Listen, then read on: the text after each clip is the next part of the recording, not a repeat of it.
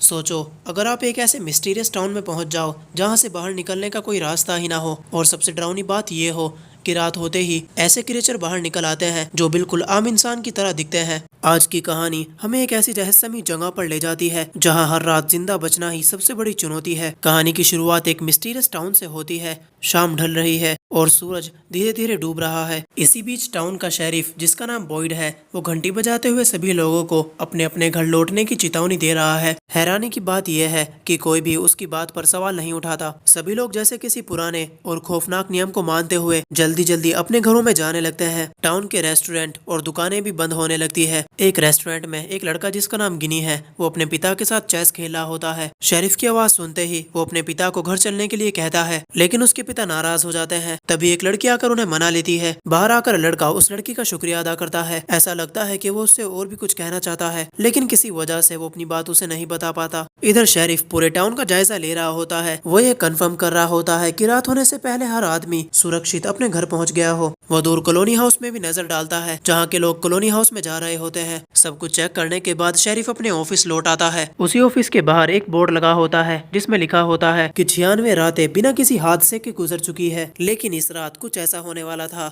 जो इस रिकॉर्ड को तोड़ने वाला था। टाउन के बार में फ्रैंक नाम का एक आदमी शराब के नशे में बेहोश पड़ा होता है। बार का ओनर उसे जगाने की बहुत कोशिश करता है, लेकिन फ्रैंक उठने की हालत में नहीं होता। मजबूरी में वो बार के दरवाजे बंद कर देता है और खिड़कियों को पर्दे से ढक देता है। दूसरी ओर फ्रैंक की वाइफ और उसकी छोटी बेटी मैगन घर पर उसका इंतजार कर रही होती है। रात हो जाती है, लेकिन फ्रैंक घर नहीं लौटता। आखिरकार वो दरवाजे और खिड़कियां बंद कर देती है। घर के अंदर एक अजीब सा पत्थर का एक तलिस्मन लटका होता है, जो इस टाउन के लगभग हर घर में मौजूद है। रात के वक्त मैगन प्रार्थना कर रही होती है, तभी उसे खिड़की के बाहर से किसी की आवाज सुनाई देती है। पहले वो उस आवाज को नजरअंदाज करती है, लेकिन जब आवाज खुद को उसकी दादी बताती है, तब मैगन खिड़की के पास जाती है। पर्दा हटाकर देखने पर बाहर एक बूढ़ी औरत खड़ी होती है, लेकिन वो उसकी असली दादी नहीं लग रही थी। मैगन की माँ उसे तुरंत खिड़की खोलने से मना करती है, लेकिन अब बहुत देर हो चुकी थी। मैगन खिड़की खोल देती है और वो जैसे ही ऐसा करती है, वो बूढ़ी औरत एक डरावने क्रीचर में बदल जाती है। इस हादसे की वजह से अगली सुबह टाउन में अफरा तफरी मच जाती है। फ्रैंक जब होश में आता है और घर पहुंचता है तो देखता है कि उसके घर के सामने लोगों की भीड़ लगी हुई है। उसका दिल घबरा उठता है। शेरिफ उसे अंदर ले जाता है और दिखाता है कि पिछली रात उसके परिवार के साथ क्या हुआ। ये मंजर इतना खौफनाक था कि फ्रैंक की दुनिया ही उजड़ जाती है। इसी बीच कहानी एक दूसरी फैमिली की ओर मुड़ती है। जिम, उसकी वाइफ कैबेथा और उनके बच्चे एक ट्रिप पर निकले हुए होते हैं। सब कुछ बिल्कुल नॉर्मल लग रहा होता है। रास्ते में उन्हें एक बड़ा पेड़ गिरा हुआ मिलता है जो उनका रास्ता रोक देता है, इसलिए वो एक दूसरा रास्ता लेने का फैसला करते हैं। लेकिन उन्हें बिल्कुल अंदाजा नहीं था कि ये फैसला उनकी जिंदगी बदल देने वाला है। टाउन में शेरिफ कॉलोनी हाउस की हेड डोना से मिलने जाता है। असल में वो अपने बेटे से मिलना चाहता है जो कॉलोनी हाउस में रहता है। हमें पता चलता है कि टाउन के लोग दो जगह में रहते हैं, एक मेन टाउन और दूसरा कॉलोनी हाउस। शेरिफ का बेटा उससे मिलकर खुश नहीं होता। ऐसा लगता है कि पुराने किसी हादसे की वजह से शेरिफ का बेटा उससे नाराज है। शेरिफ उसे फ्रैंक के परिवार के फ्यूनरल के बारे में बताता है